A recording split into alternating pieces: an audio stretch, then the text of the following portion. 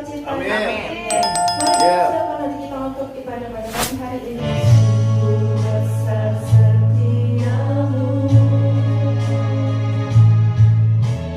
nyata di sepanjang hidupku. Darahmu telah layakkan kehidupanku.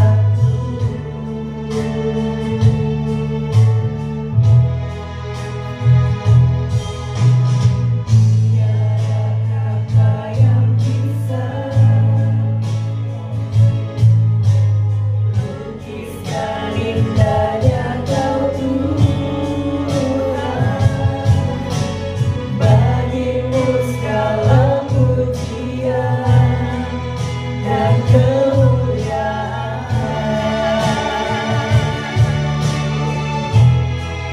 Ku tinggikan Engkau Tuhan, melebihi segalanya. Lebih dalam ku menyembah dalam roh dan kebenaran selamanya.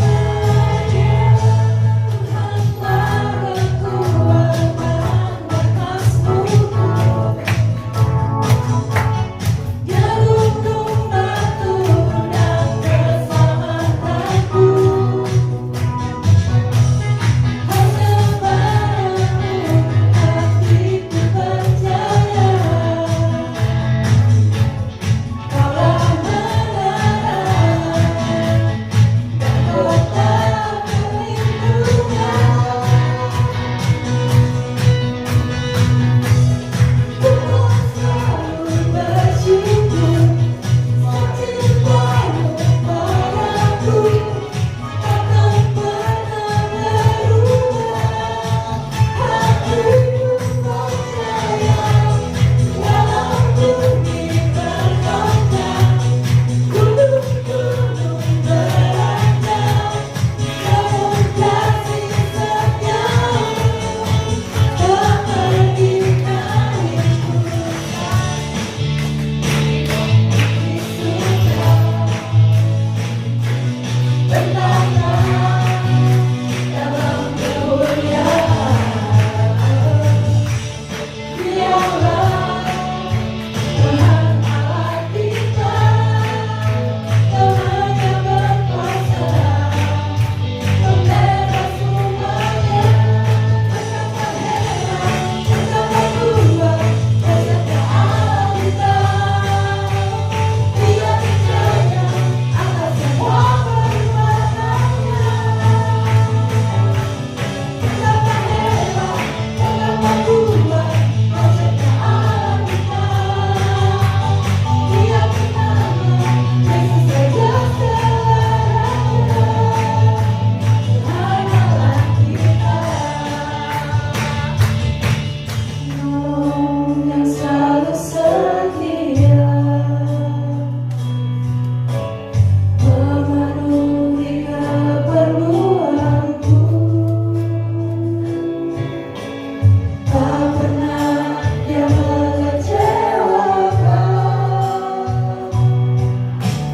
Yesusku tak pernah kalah. Segala perkara dapat ku tanggung di dalam Dia yang memberi kekuatan.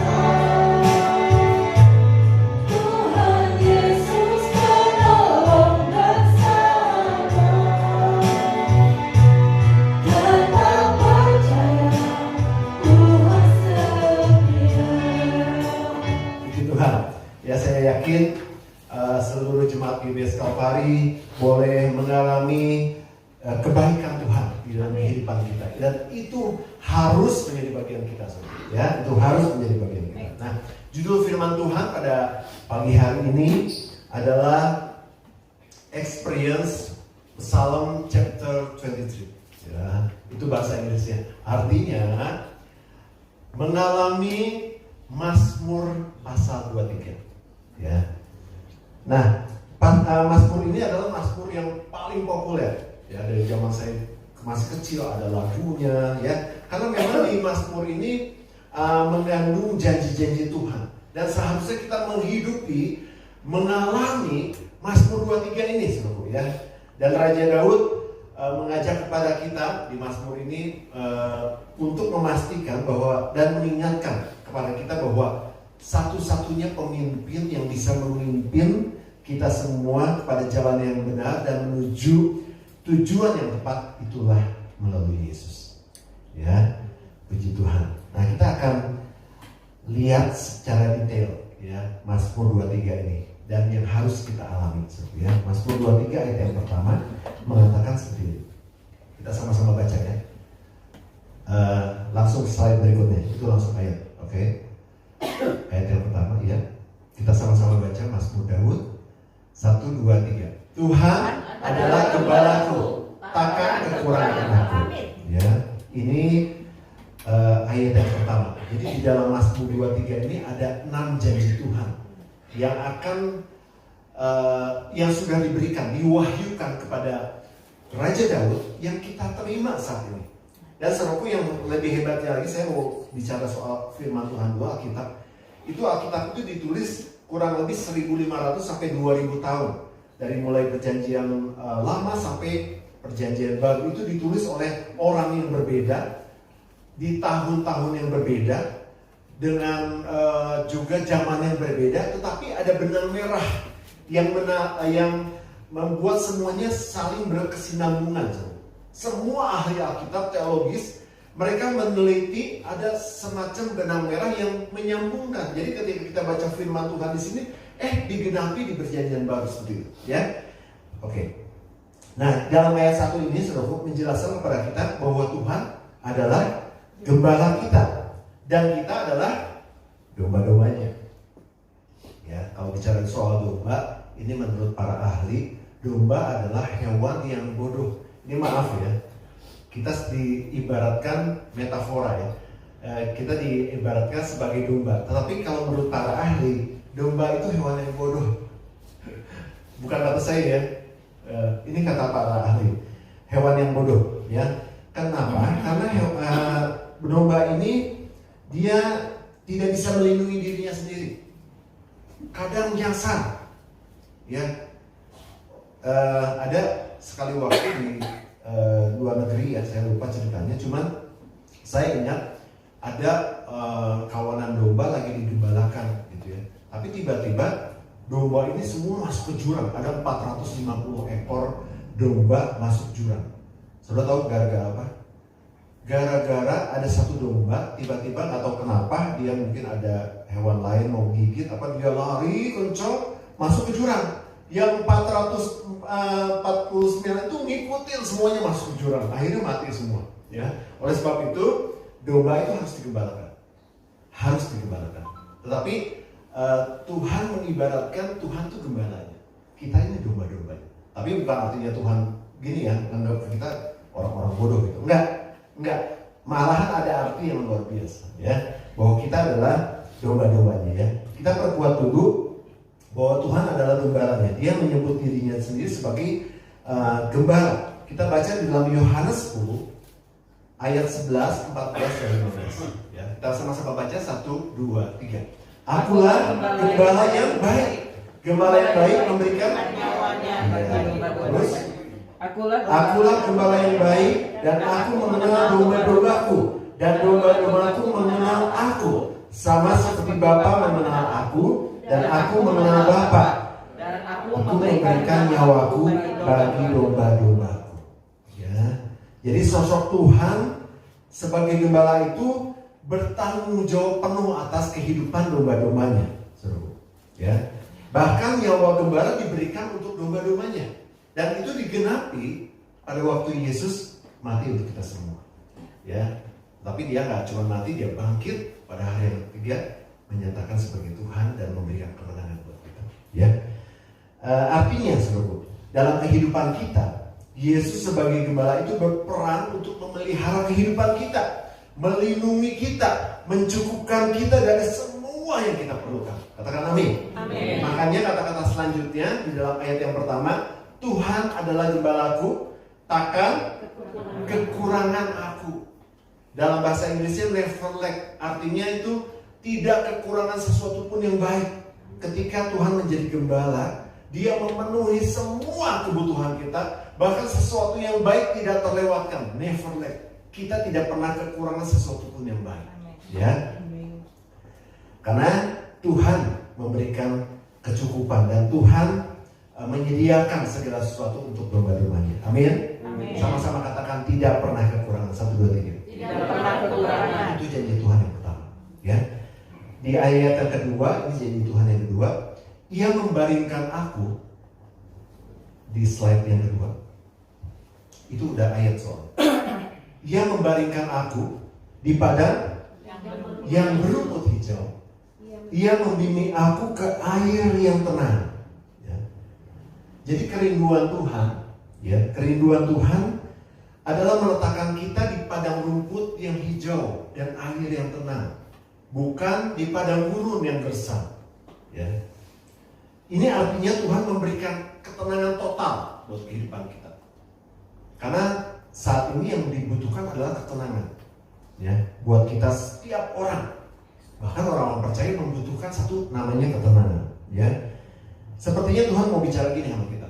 Udah, kamu gak usah mikirin soal pekerjaan kamu, gak usah mikirin soal biaya anak-anak sekolah kamu, gak usah mikirin soal biaya anak-anak kuliah kamu, gak usah mikirin soal bisnis kamu, gak usah mikirin soal rumah tangga kamu, gak usah mikirkan apa yang kamu makan, minum, pakai. Aku akan mencukupkan.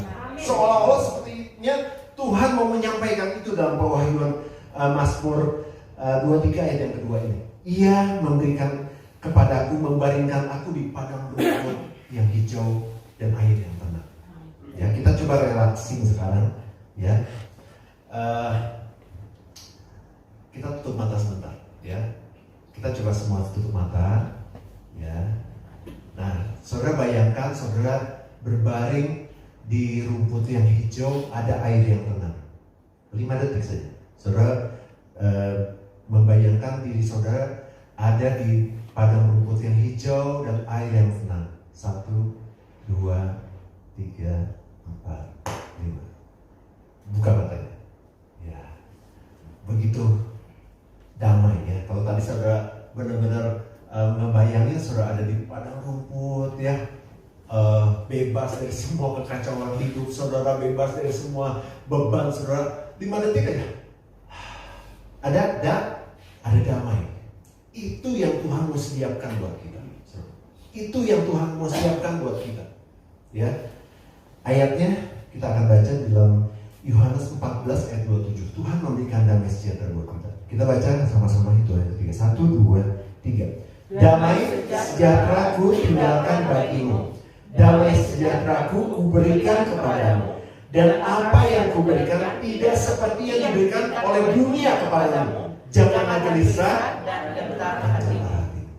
Di perjanjian lama dikatakan bahwa Dia akan membawa kita kepada rumput yang hijau dan air yang tenang. Di Yohanes dikatakan Tuhan memberikan damai itu ketika Dia pergi ke surga. Kamu nggak sendirian. Aku akan memberikan damai itu buat kamu melalui Roh Kudus. Ya. Nah, saudaraku, bahkan ketenangan itu kadang-kadang terusik, ya, oleh berbagai hal dalam kehidupan kita. Disebutnya panic attack, ya, masalah keuangan kita, masalah rumah tangga kita, masalah pekerjaan. Itu kadang-kadang yang membuat kita nggak sejahtera. Sejahteranya diambil, saudaraku.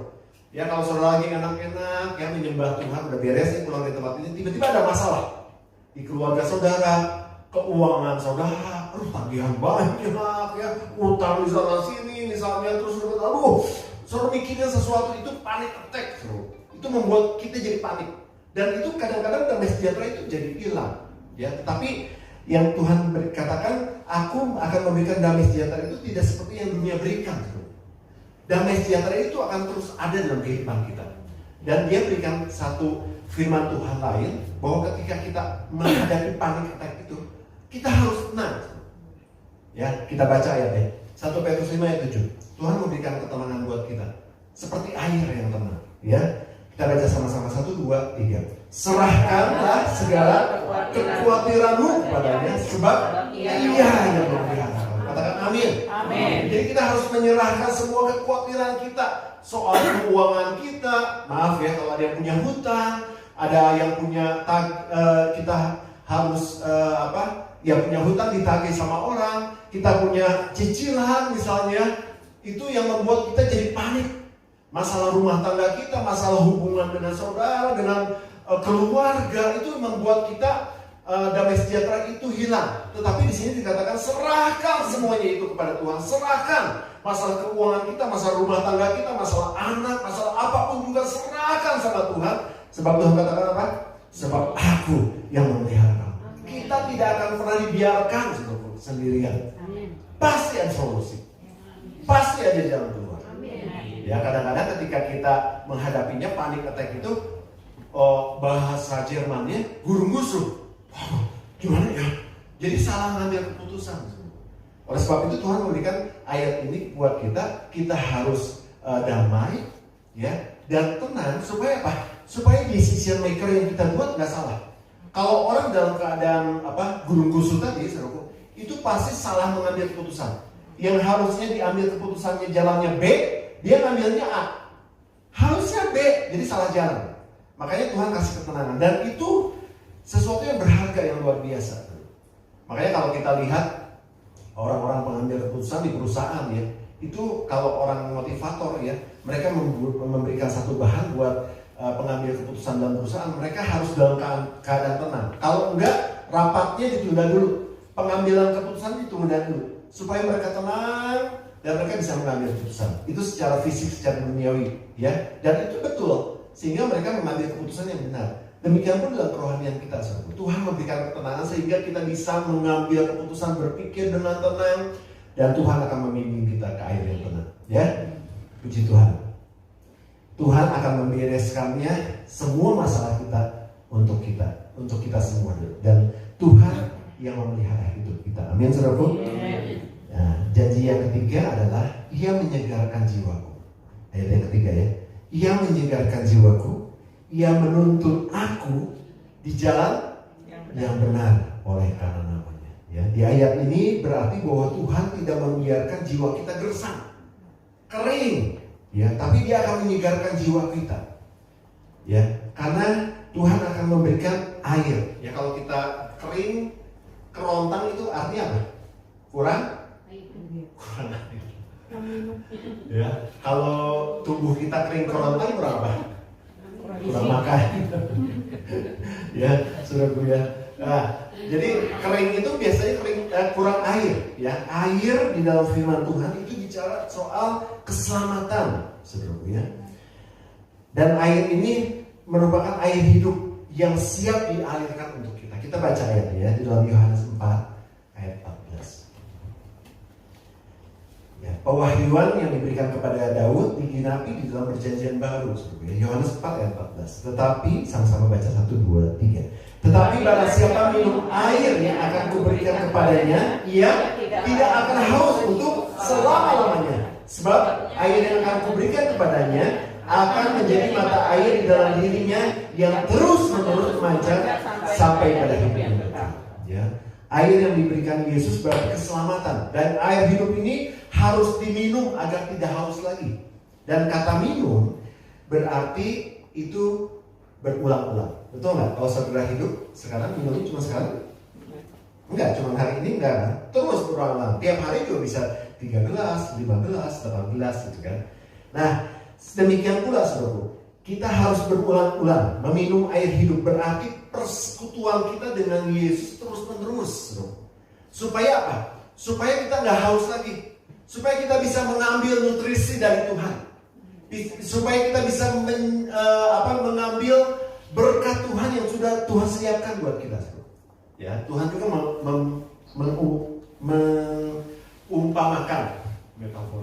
mengumpamakan dirinya sebagai pokok anggur yang benar, dan kita ada ranting-rantingnya. Ya, ranting bisa jadi kering, mati akhirnya kalau dia nggak bisa nyerap nutrisi dari batangnya, dari pokoknya. Betul nggak, saudara? Atau ya ranting itu jadi kering dan mati kalau dia nggak nempel. Ya. Nah, ketika kita mau minum dari Tuhan, ketika kita mau menyerap berkat daripada Tuhan, ya supaya kita hidup termasuk keselamatan di dalamnya, kita harus nempel sama Tuhan. Ada nggak ya ayatnya? Ada ayatnya. Coba kita sama-sama baca. Tapi dalam bahasa Indonesia yang benar, ya. Nempel itu melekat. Ya, kita baca dalam Mazmur 91 ayat 14. Kita sama-sama baca. 1, 2, 3. Sungguh hatinya melekat padaku, Ya. maka aku akan meluputkannya. Aku akan membentenginya sebab ia mengenal namaku. Jadi kita harus melekat sama Tuhan. Ketika kita melekat sama Tuhan, kita mendapatkan peluputan Tuhan. Kita mendapat perlindungan Tuhan. Dan jiwa kita segar. Amin. Itu yang akan menyegarkan jiwa kita. Kita nempel sama Tuhan. Kita dekat. Dekatnya sampai di mana? Kemarin saya ngobrol sama satu teman, satu pengusaha. Ya dekat tuh kayak gimana bro? Nempel kayak perangkok. Betul. Nempel sama Tuhan. Melekat sama Tuhan. Dan jiwa kita disegarkan. Amin. Coba semuanya pegang dadanya. Bilang segar. Oke. Janji Tuhan yang keempat. Tadi yang ketiga. Yang keempat. Nah ini luar biasa. Ketika Tuhan sudah memberikan kita tidak kekurangan, Dia menyegarkan jiwa kita. Ya tidak kekurangan. Ayat ini agak sedikit menyeramkan. Ya, coba kita baca sama-sama. 1, 2, 3. Sekalipun aku berjalan dalam lembah kekelaman, aku tidak takut bahaya, sebab Engkau besertaku, gadamu dan tongkatmu itulah yang menghibur aku.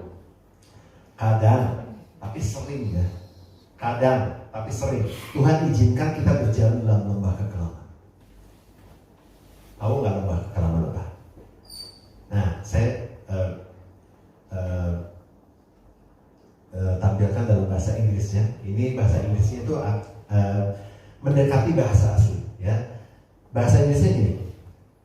Aku berjalan dalam lembah kekelaman. I walk through the valley of the shadow of death. Artinya, aku berjalan melalui lembah bayang-bayang maut. Cukup menyeramkan. Dan kalau kita lihat kehidupan kita, mungkin saudara ada yang mengalami ini. Kita ada di lembah bayang-bayang maut. Itu menggambarkan situasi, kondisi sekeliling kita yang membuat menakutkan seperti maut. Tetapi kalau kita perhatikan ayat ini, ya terjemahan bahasa Inggrisnya mendekati bahasa aslinya, itu artinya gini: kita hanya jalan melalui itu. Ya, perhatikan baik-baik ya. Kita berjalan hanya melalui lembah bayang-bayang maut itu. Jadi kita nggak usah takut, hanya lewat aja. Saudara kalau lewat kuburan serem nggak? Swear ya, saya juga kadang-kadang suka. Walaupun saya sama Tuhan mereka, tapi kalau lagi misalnya keadaannya lagi mencekam, apa bahasa Sundanya? Bahasa Sundanya? Ngareuy. Apa? Ngareuy. Itu ya, itu berdiri gitu katanya ya. Karena memang mungkin ada suasana, ada atmosfer yang memang menyeramkan di situ. Orang punya penampakan, apalagi kalau waduh melihat apa itu film-film yang itu, waduh, ya itu kadang-kadang menyeramkan. Tapi kita hanya jalan melalui. Dan kalau kita baca dalam yang hampir mendekati bahasa asli, lembah bayang-bayang maut. Itu bayang-bayang maut itu nggak akan pernah bisa menyentuh fisik kita, karena kita milik Tuhan. Ya, ada nggak kabarnya? Ini bayang-bayang maut. Ada nggak kabarnya bahwa gini, seorang bapak meninggal karena ditabrak oleh bayangan truk? Nggak ada ya. Jadi bayang-bayang itu nggak pernah bisa menyakiti kita. Amin. Terlebih kita adalah milik Kristus. Jadi kita melalui ini, Tuhan sepertinya memberikan mengizinkan kita melalui ini, tetapi Dia tidak akan mengambil nyawa kita. Dan kita hanya lalui saja. Lihat tuh, serem kan? Kalau gitu ya. Tapi nggak ada yang bisa menyakiti kita. Hanya bayang-bayang maut. Hanya melewati bayang-bayang maut. Ya. Dan Tuhan sudah janjikan dia ini. Apa? Dia bilang, gadamu dan tongkatmu itulah yang menghibur aku. Jadi ada gada Tuhan itu yang siap untuk menghancurkan musuh kita. Kalau ada predator, ada serangan-serangan daripada kuasa kegelapan, ada gada Tuhan yang bisa menghancurkan semua. Dan ada tongkat Tuhan. Kadang-kadang di lembah kekelaman, bayang-bayang maut itu gelap. Ya, kadang-kadang kita domba yang tadi disebut kata para ahli bodoh itu salah jalan. Nah, tongkat Tuhan itu yang untuk menarik kembali kita untuk masuk ke dalam barisan.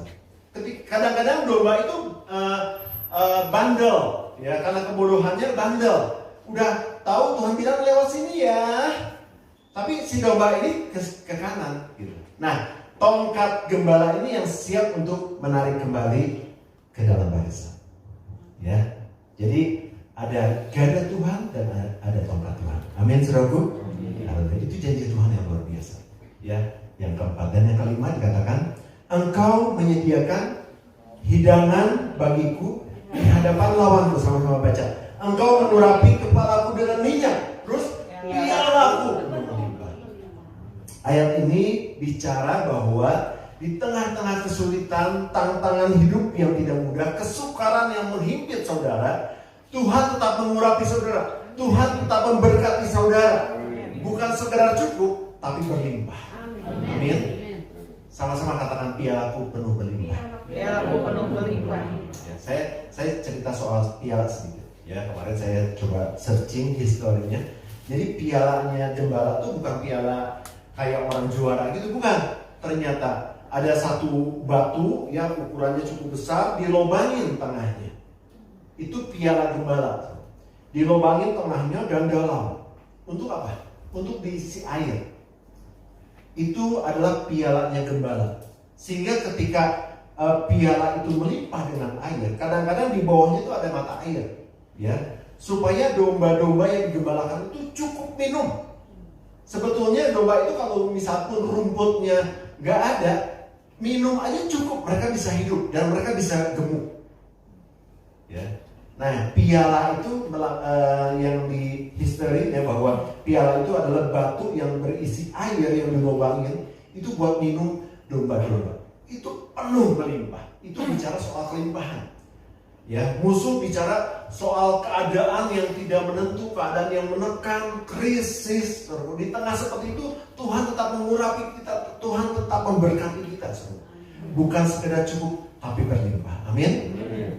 Sama-sama katakan, aku hidup berlimpah. Satu. Aku hidup berlimpah.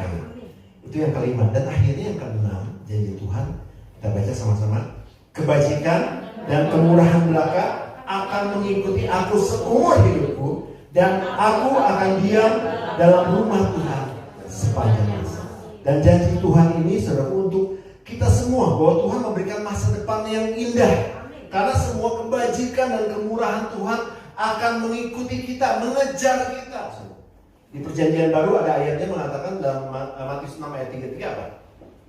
Cari dahulu kerajaan Allah serta kebenarannya, maka semuanya akan ditambahkan kepadamu. Ini seperti mengejar kita. Ya, Tuhan katakan kebajikan dan kemurahan belaka akan mengikutimu seumur hidup. Jadi kemanapun kita pergi, berkat itu akan ikut sama kita. Ya, amin saudaraku. Ya, kalau saudara sekarang belum merasakan, kayaknya saya masih dalam keadaan tekanan deh. Sekarang ekonomi, harus bayar ini, harus bayar itu. Aduh, anak-anak sekolah gimana biaya dan sebagainya. Ingat saudara, percaya semua berkat itu sedang on the way dalam kehidupan kita. Amin. Sedang menuju ke dalam kehidupan kita. Ya, puji Tuhan. Dan ada pengharapan di masa depan. Karena dikatakan dalam ayat ini yang terakhir, aku akan diam dalam rumah Tuhan sepanjang masa. Ya, itu artinya apa? Diam di rumah itu ada perlindungan Tuhan, ada penyediaan Tuhan, ada berkat-berkat Tuhan, ada cinta yang luar biasa. Ya, kalau saudara ada di dalam rumah saudara, itu saudara terlindung dari hujan, itu terlindung dari malapetaka. Ya, maksudnya kalau di jalan kan saudara bisa menabrak mobil dan sebagainya gitu kan, itu terlindung. Itu rumah itu melambangkan satu perlindungan yang dari Tuhan yang luar biasa. Ya, dan itu kita akan diam dalam rumah Tuhan, apa dikatakan sepanjang masa. Puji Tuhan. Keenam janji ini harus kita alami dalam kehidupan kita. Amin. Saudara. Siapa yang ingin mengalami janji Tuhan dalam Mazmur 23? Ya, sama-sama katakan, saya harus mengalami Mazmur 23 di dalam hidup saya. Coba bilang di dalam hidup saya. Lihat sebelahnya, bilang dan juga di dalam hidupmu. Ya, puji Tuhan. Ya. Namun, saudaraku, saya akan kunci dengan satu hal. Ya, kita harus punya kunci untuk membuka pintu agar janji itu tergenapi dalam kehidupan kita. Apa kuncinya? Ayat pertama. Kita harus menjadikan Tuhan menjadi gembala agung kita. Kita harus menjadikan Tuhan menjadi gembala agung kita. Kadang-kadang banyak orang yang ingin mendapat penyediaan Tuhan. Banyak orang yang ingin mendapatkan pertolongan Tuhan, mujizat Tuhan. Saya ingin dapatkan kebaikan Tuhan, tapi nggak mau digembalakan oleh Tuhan. Tidak mau menjadikan Tuhan sebagai gembala, itu nggak bisa. Janji itu tidak akan tergenapi. Tetapi ketika kita mau menjadikan Tuhan menjadi gembala kita, maka kita akan mengalami semua yang dijanjikan Tuhan dalam Mazmur 23, saudara. Ya, kita bisa mendapatkan, kita tidak akan kekurangan. Amin, saudara. Amin. Kita diberikan ketenangan. Dan kita semua yang membuat kita khawatir, kita serahkan kepada Tuhan, karena Tuhan yang memelihara hidup kita. Kita disegarkan karena kita melekat pada sumbernya. Ingat tadi ya, ketika kita melekat pada sumber, pada pokok, kita akan segar. Kehidupan kita akan segar karena air keselamatan itu mengalir buat kita sebenarnya. Dan ada gada Tuhan. Ketika kita merasa takut, ya, berjalan melembah kekelaman, merasa terancam, Sion itu bahasa Jermannya, ya. Ada gada Tuhan yang akan menghancurkan musuh-musuh kita. Ada tongkat yang akan menuntun kita kepada jalan yang benar, ya. Dan akan melindungi kita dari semua serangan-serangan musuh, menuntun kita ke jalan yang benar. Dan kita diberi kelimpahan, diberi masa depan yang menakjubkan, karena semua kebajikan, kemurahan Tuhan akan mengikuti kita seumur hidup kita. Amin. Jadikan Tuhan menjadi gembala dalam kehidupan kita. Amin. Tuhan adalah gembalaku, takkan kekurangan aku. Ia membaringkanku di padang yang berumput hijau. Dia membimbingku ke air yang tenang. Dia menyegarkan jiwaku. Dia menuntunku ke jalan yang benar. Oleh karena namanya sekalipun aku berjalan dalam lembah kegelapan. Sama-sama akan dijalankan satu kali.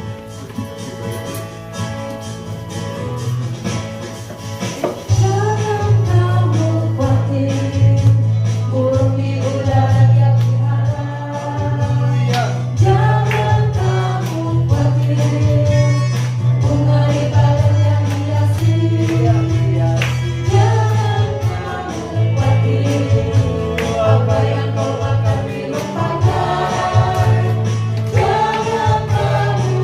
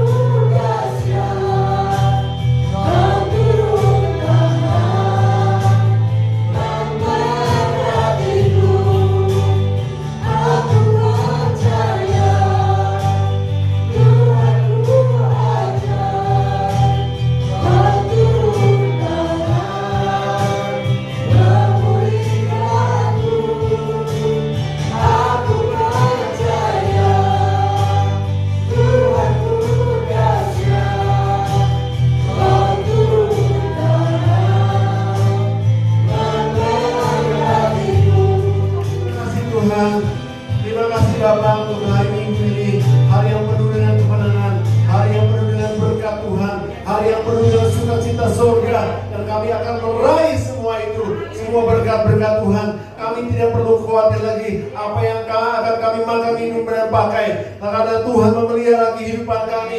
Kami menjadikan Engkau sebagai gembala kami yang agung, dan kami percaya Bapa, kemurahan, kebajikan Tuhan akan terus dalam kehidupan kami sampai selama-lamanya. Terima kasih Bapa.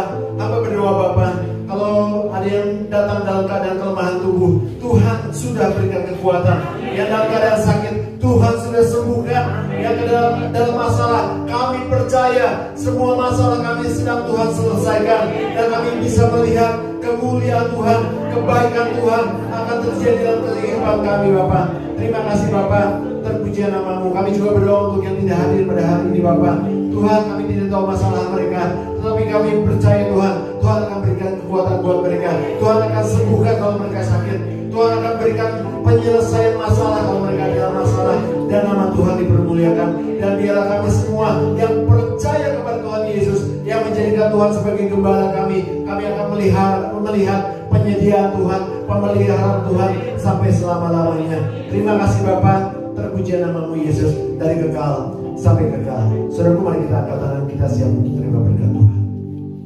Diberkatilah keluargamu, diberkatilah kesehatanmu, diberkatilah pekerjaan dan hasil kerjamu, dan diberkatilah orang yang mengandalkan Tuhan, yang menaruh harapannya kepada Tuhan. Sekarang saudaraku, terimalah berkat yang besar dari Allah Bapa, cinta kasih yang sungguh luar biasa dari Tuhan kita Yesus Kristus, dan persekutuan dengan Roh Kudus menyertai hidup kita mulai pagi hari ini sampai Tuhan Yesus datang kali yang kedua.